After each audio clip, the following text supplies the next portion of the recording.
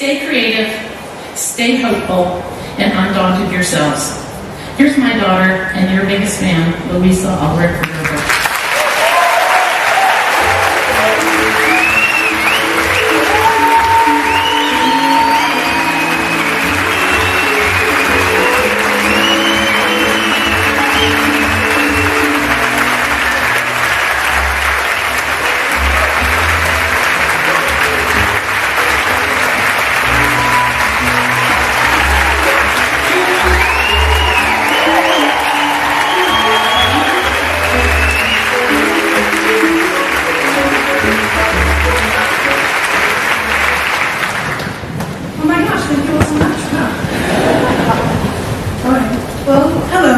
I'm Louisa Ulrich-Verderber, and I'm currently a senior in high school in St. Albans. As the crow flies, it's about now south of Montreal. But more importantly, it's where the Ben & Jerry's cows roam free to make the most wonderful ice cream in the world. I've been asked to speak to you all today in order to share my views on education, travel, and the vital importance of your work here at EF. And I can do that all wholeheartedly, because I think EF has a mission that's really changing the world. Travel has been a defining factor of my life.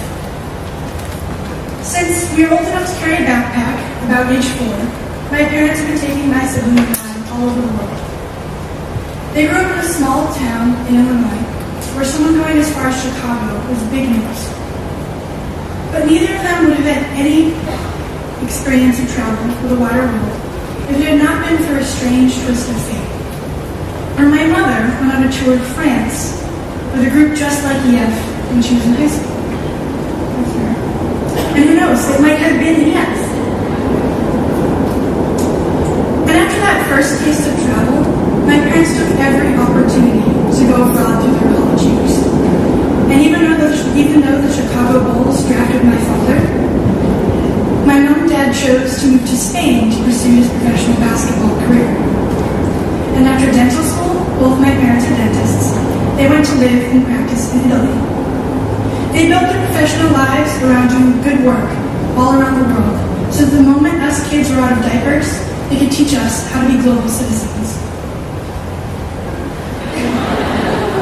That's Northern Ireland. I don't remember much of that trip because I had a terrible cold, but it was amazing. My parents steadfastly believe that the first step in appreciating what one has is to know the diversity of life around the world. But our family has never gone to resorts or cushy destinations. Oh no. My parents have taken us to places like Slovenia, the Kalahari Desert, Northern Ireland, and Tibet. We would rent a car, often without sufficient maps, and head off to some orphanage or rehab center or wildlife refuge or a forgotten historical site. But no matter where we went, it was always way off the beaten path. We've looked elephants in the eye in the Kalahari Desert. That's my brother. We've played cards while walking up extinct volcanoes, danced with children in IRA headquarters near Belfast, and plucked 10,000-year-old ice from the seas in Newfoundland. All this sounds serene and wonderful, but let me tell you, over the years we've had to build up some coping mechanisms, just like any traveler, for all the nasty and unexpected things that happen when one is abroad. We had to make the best of sleeping on plywood beds in the Himalayas, which I kind of liked because I'm a lot shorter than everyone in my family and didn't have heating pads, so what else could you ask for? We've been chased out of Spain by a rabid British bird watcher. That's a long story. We made it through a hellish 12-hour day on a road in Ecuador that's name literally translates to the road of death. Food tasted really good after that. And one time, we were lost in the Andes without a map, hadn't eaten for over 17 hours, and finally just planned to sleep in and under our car. All that travel, all that risk and adventure came about because one teenager, my mother, went on a tour to France 40 years ago. A tour identical to the ones each and every one of you help make possible for thousands of students around the world every year. Just one travel experience can cause a ripple effect that can move through generations. And me and my family laugh about all our adventures now, because we know that the resilience we learned will last us for a lifetime. And that kind of resilience is what travel builds into the fabric of our identities. I saw this over and over again on my last 2 EF tours. One of my most amazing journeys I've been on was a tour with EF through Italy last spring. I had been to Northern Italy before with my family, but I have never traveled with anyone other than my family, so I've never been able to see travel through other people's eyes. But finally getting that chance was unforgettable. Many of the 20 or so students that went had never been outside the country before, and a few not even outside the state. Visiting cities like Venice, Rome, and Pompeii was a massive culture shock to many of them. They were exposed to new food, art, culture, and customs. At first, all the conversations were about what was different and what they missed from home. But because of the care and excellence of our tour director and bus driver, rather quickly those conversations changed to wonder as the kids became more comfortable with the new things they were experiencing. Our tour guide helped everyone make this change with her authenticity and warmth. She was like an aunt you hadn't seen in years, showing around a place you might call home someday. And that's the amazing thing about travel, is that it's infectious. Once you've experienced travel and conquered the unknown, you can stand taller and walk more confident, with a confidence that can't be acquired any other way. And that's the real rub, the unknown.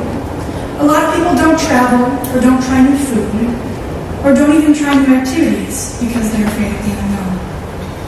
But travel makes you confront the unknown. It forces you into it. And once you've met it and walked past it,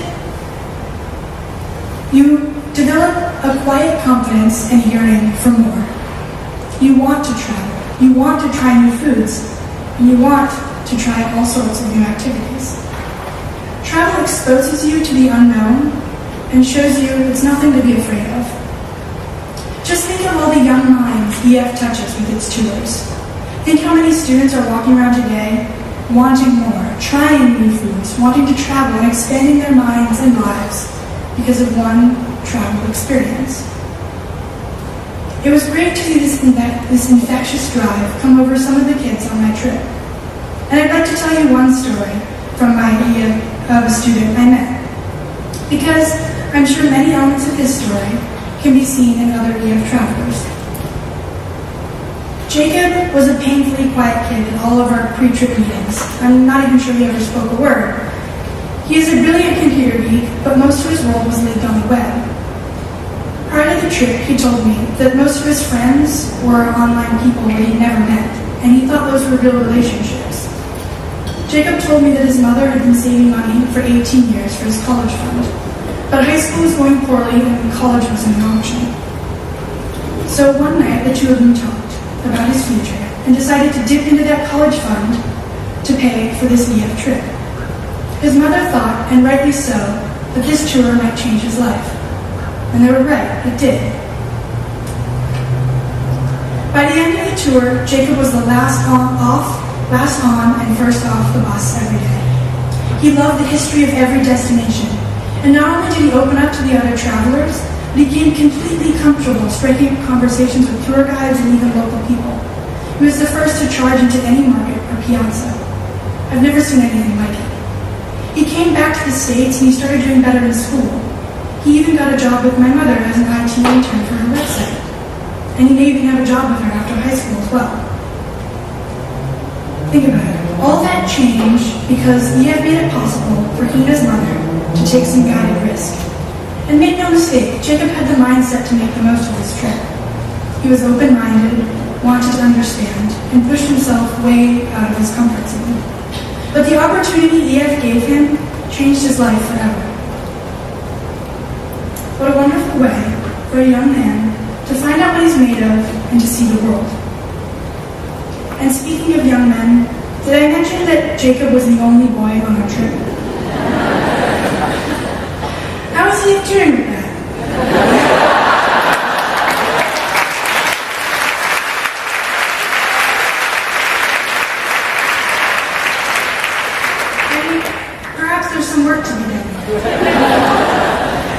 I'd be really interested to see that statistic. Because we've got to get young men out into the world. We need to teach them to see the broader view. Boys are 30% more likely to flunk out than girls, and Jacob was almost one of those. And girls are now 55% of college graduates. When I was inducted into National Honor Society, our group was 21 girls and 3 boys. The statistics on this topic are not good. Since the advent of Title IX, girls have been encouraged to be more involved in the world. But by focusing on women, we've been neglecting all the boys in our communities. And moving forward, we can't afford to leave anyone behind, no matter what gender they are.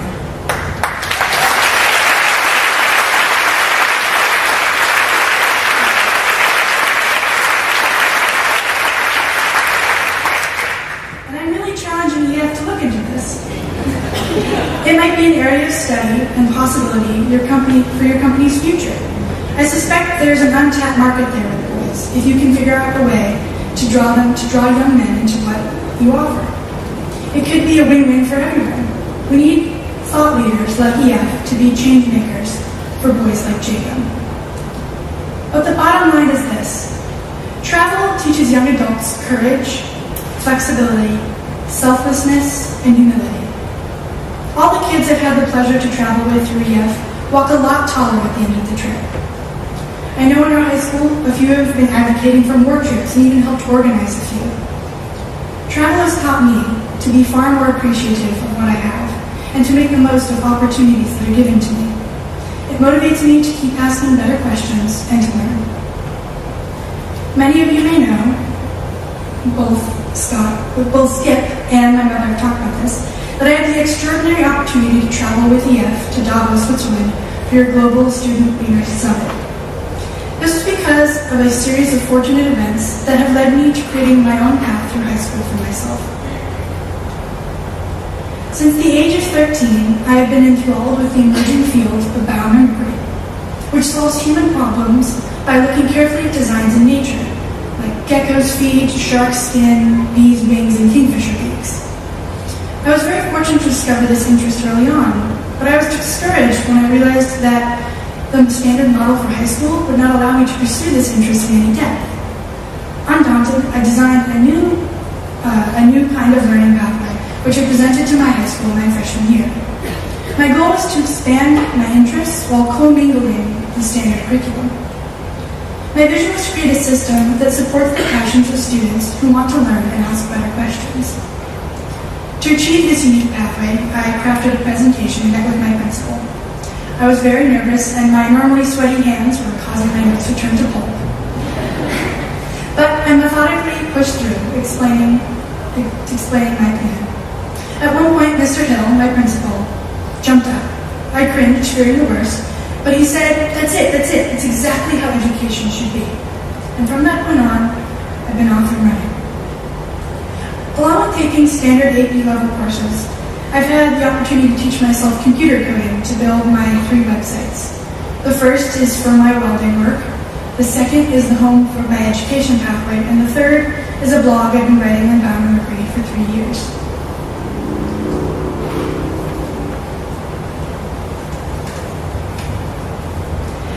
I've painted teachers' bathrooms for math credit. I've written huge research papers on things like chemistry and history of glass, how climate change is affecting coastal regions around the world. I've researched the entire geologic history of Vermont, and I've been able to teach myself 3D modeling in order to invent a completely new type of wind turbine inspired by the undulating fins of the squid.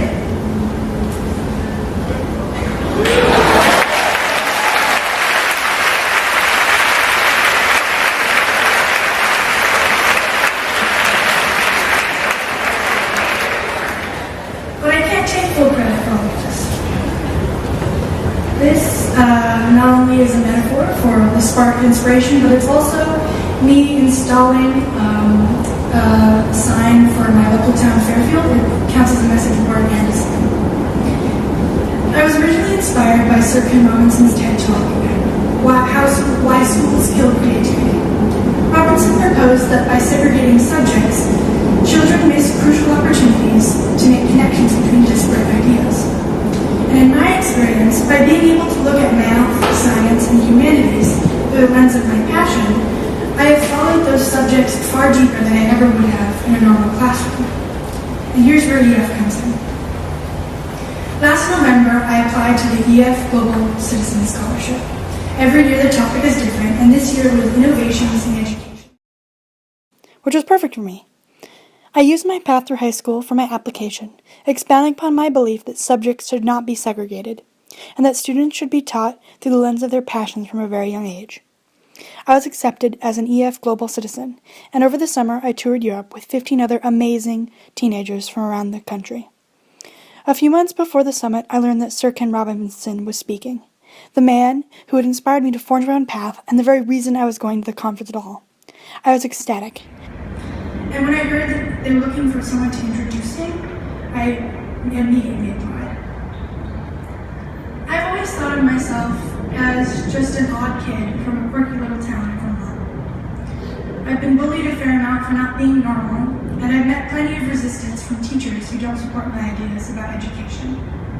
But despite this, I've always known I had potential to do something important, though I never really knew what that looked like. But after my tour through Europe and my experience at the summit this summer, I do. Speaking on stage and getting to meet Sir Ken was a dream come true. That whole weekend, people came up to me, people I'd never met, and told me I did an amazing job. Adults even, not just students. The film crew that interviewed me at one point actually thanked me for being there and said I was an inspiration. People even asked me for advice on a few occasions, legitimately wanting to know my opinion. I've never had that kind of support or validation before, except for my parents, but no one really believes their parents. This summit and the important and amazing people I got to meet made me realize that I can change things, that I can impact the world and help others, and not just think about it. And I think EF is giving that same sense of hope to many of the students it brings along on trips. All those students came to the summit or go on tours with EF, not thinking too much of themselves or their potential, but by meeting others, experiencing the wonder and diversity, and working together with strangers, they learned that they have limitless potential. Not only did the summit and the Italy trip change my life, it changed many, many others too. Think about all the amazing ideas, programs, products, and leaders that might eventually exist because 1,500 students were able to attend that summit and see their potential and expand their notions on possibility.